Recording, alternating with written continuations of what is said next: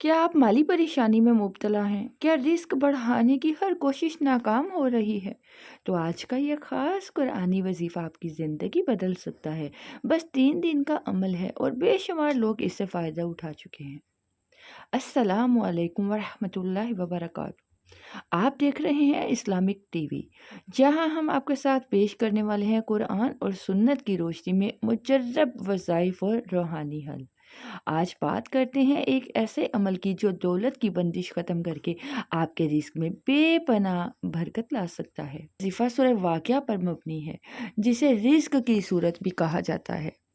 हर रात इशा की नमाज के बाद बावज़ू हालत में बैठ जाइए।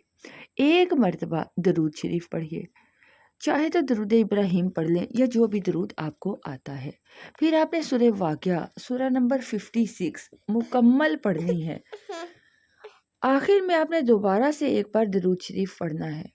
अल्लाह तबारक ताला से दिल से दुआ कीजिए, या अल्लाह मेरे रिस्क में बरकत अता फरमा, मेरे कारोबार या रोज़गार में आसानी पैदा फरमा।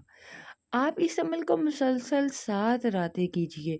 अल्लाह तबारक ताला के हुक्म से इंशाअल्लाह अज़्ज़वजल रिस्क के दरवाजे खुलने लगेंगे।